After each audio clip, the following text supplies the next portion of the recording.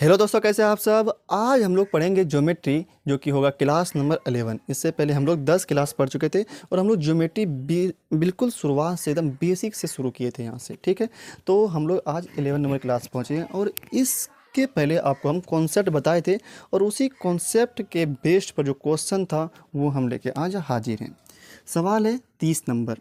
Theta का मान निकालिए। आपसे थीटा का मान पूछा जा रहा है और ये आपको फिगर दिया हुआ है। ठीक, और ये सवाल एग्ज़ाम में आया हुआ है, एसएससी के एग्ज़ाम में। ये कैसे निकालते हैं, तो आपको हम बताए थे, एक कॉन्सेप्ट बताए थे कि अगर इस तरह का फिगर रहे, इस तरह का फिगर रहे, तो ये अगर अल्फ़ा रहे, ये अगर बीटा रहे और ये अगर गामा रहे, तो इन तीनों का जो जोड़ होगा वो इस कोण के क्या होता है, बराबर होता है। ये आपको पिछले वीडियो में बताए थे हम कि अगर इन तीनों को जोड़ेंगे तो इसके बराबर होगा। वही कॉन्सेप्ट यहाँ पर भी लगने वाला है।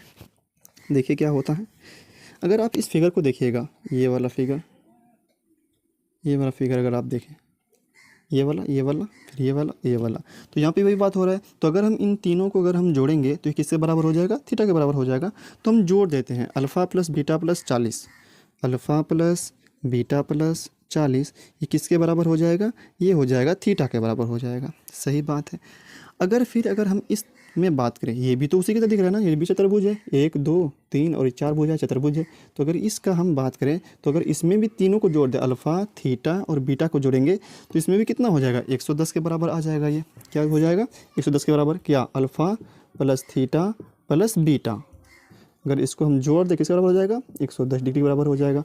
अगर यहाँ से हम अल्फ़ा बीटा का मान निकाल लें, थीटा को उधर भेजना होगा, तो थीटा उधर भेज देते हैं, तो क्या हो जाएगा, माइनस थीटा हो जाएगा। ठीक है, 180 में थीटा घट गया, मतलब अल्फ़ा प्लस बीटा का मान कितना आ गया, 110 माइनस थीटा हो गया। कितना हो गया, 110 माइनस थीटा।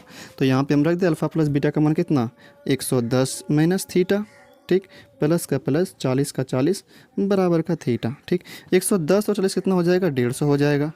और ये माइनस थीटा उधर जाकर क्या हो जाएगा, 2 थीटा हो जाएगा।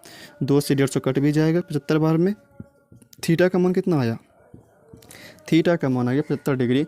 ऑप्शन नंबर सी ये आपका सही उत्तर है। ठीक है, अब हम लोग अगले सवाल पे आते हैं।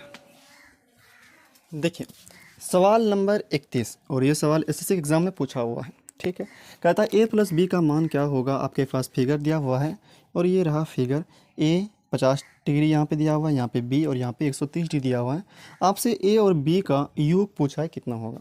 तो देखिए अगर हम यहाँ पे देखें, 130 है ये, ठीक है, 130 है ये, तो ये भी कितना कोण होगा, 130 डिग्री हो जाएगा। वर्टिकली अपोजिट एंगल, शीर्षाभिमुख कोण से आमने सामने का कोण क्या होता है, आपस में बराबर होता है। आपको बताए भी थे, अगर दो रेखा प्रतिच्छेदित कर रहा है तो ये वाला कोण क्या होगा, आपस में बराबर होगा। उस तरह ये वाला कोण क्या होगा, आपस में बराबर हो जाएगा। ठीक है, अगर जैसे ये कोण आपको 130 दिख गया, तो आपको कैसी फिगर बताए थे पिछले वीडियो में, ठीक है, तो वो भी हमको दिख गया। आपको नहीं दिखा तो हम दिखा देते हैं। अगर हम इसको मिटा देते हैं यहाँ से, जितना सा काम है ना उतना सा ही देखिए, ज़्यादा देखने का ज़रूरत है ही नहीं इसमें।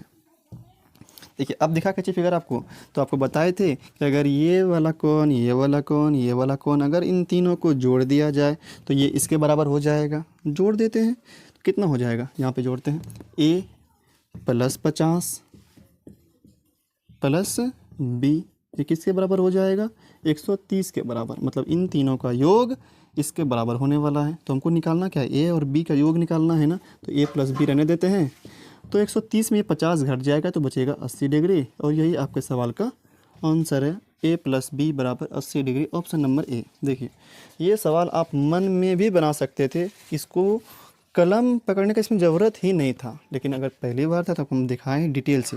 और हाँ, फिगर में जितना सा ज़रूरत हो उतना सा ही काम करना है आपको। ठीक है, सवाल नंबर हम लोग 32 पे आते हैं।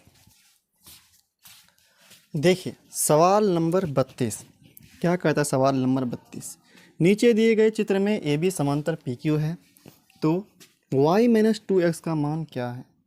बहुत ही अच्छा सवाल है ये कैसे बनाते हैं। आपको दिया हुआ है ए बी समांतर पी क्यू है, ए बी समांतर पी क्यू, ये समांतर है पी क्यू का।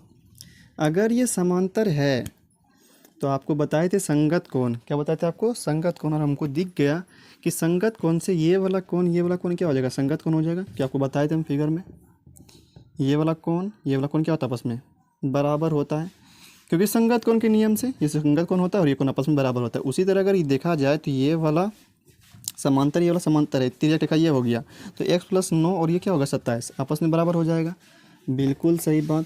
तो यहाँ पे x प्लस 9 बराबर क्या हो जाएगा 27 का संगत कोण के नियम से, क्योंकि ये समांतर रेखा है। ठीक, तो यहाँ से x का मान कितना हो जाएगा 27 में 9 घटेगा तो इसका आंसर आएगा 18 डिग्री। ठीक है, x का मान तो 18 आ गया। अब निकालना है हमको y का मान, क्योंकि y माइनस 2x पूछा है, x का मान तो आ गया। अब y का बात करते हैं। अच्छा, x का मान जैसे 18 आया तो ये वाला कोण कितना हो जाएगा 18 9 27।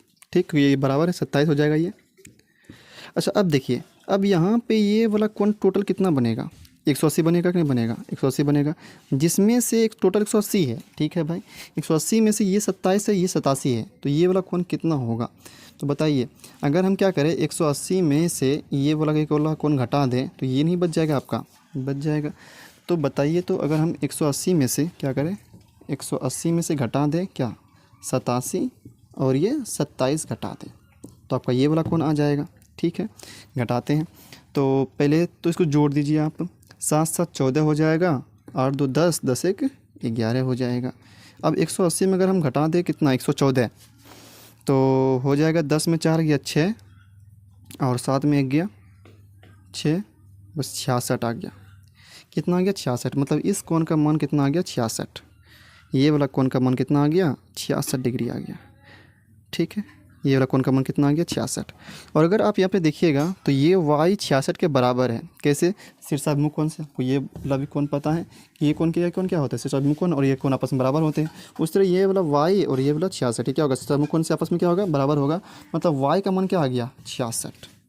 y का मान क्या आ गया 66। आपसे पूछा क्या है y माइनस 2x कितना होगा, मतलब y माइनस 2x पूछा है आपसे ना, y माइनस 2x, y कितना आया 66 में घटाना है 2x, x कितना 18, तो 18 दूनी 36। तो अगर 66 में 36 घटेगा तो कितना बचेगा 30 बचेगा। 30 ऑप्शन नंबर कौन सा होगा, ऑप्शन नंबर सी, ये आपका सही आंसर है। ठीक है, तो उम्मीद करते हैं आपको ये तीनों सवाल समझ में आया होगा। तो अगर सवाल समझ में आया है तो बहुत अच्छी बात है, आप इस वीडियो को लाइक करिए, चैनल को सब्सक्राइब कर दीजिए। और अगर आपको सवाल समझ में नहीं आया है तो एक बार फिर से इस वीडियो को देखिए, और अगर वीडियो फिर भी देखने समझ में नहीं आ रहा है तो इससे पहले आप कॉन्सेप्ट देखिए। कॉन्सेप्ट नहीं पता है आपको, इसीलिए आपको सवाल समझ में नहीं आ रहा है। अगर आपको कॉन्सेप्ट पता होगा तो आपको ज़रा सा भी दिक्कत नहीं होगा, 100% आपको समझ में आने वाला है, क्योंकि ये सब जो भी हम यूज़ कर रहे हैं वो आपको हम बता चुके हैं। क्योंकि ये क्लास नंबर 11 चल रहा है, तो इससे पहले 10 क्लास पढ़ाई हो चुका है, तो आप उनको देखिएगा तो आपको दिक्कत नहीं होने वाला। ठीक है, तो रहते आज यहीं तक, फिर मिलते हैं हम लोग अगली वीडियो में।